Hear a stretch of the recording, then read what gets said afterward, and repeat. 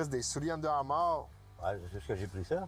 Où? Après prix. À 50 prix. cents. 50 cents?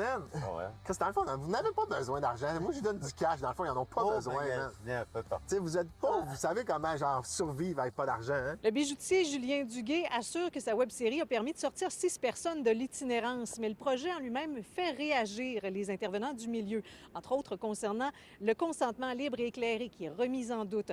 Les participants qui sont sélectionnés sont mis en compétition et au bout de tout ça, au bout de la compétition, il a gagné un montant d'argent et une montre Rolex. Ce soir, mesdames et messieurs, vous assistez à la finale de Homeless à Rolex. J'ai bien dit la finale. J'aime ça que ça soit donné à ma façon.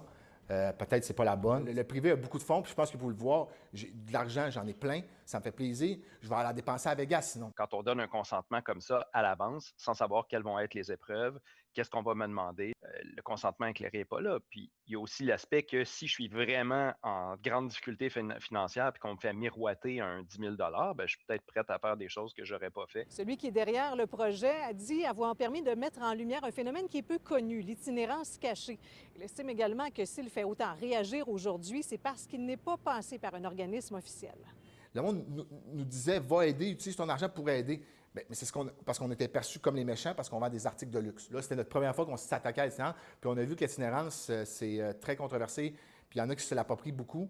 Fait que quand tu viens faire des choses qui ne passent pas par leurs organisations à eux, ben t'es comme le mouton noir ou le méchant, là.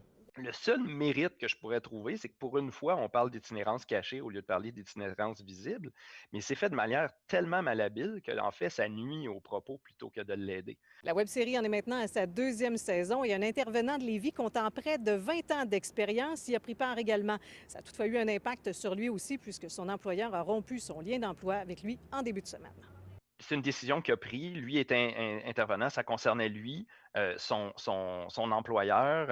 Est-ce qu'il y aurait eu des manières de le faire mieux puis que monsieur ne perde pas son poste? Il a été traîné dans la boue.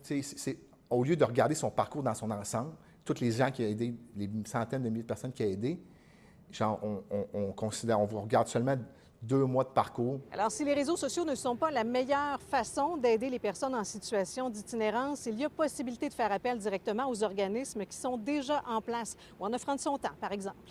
À Québec, Caroline Dumont pour Nouveau Info.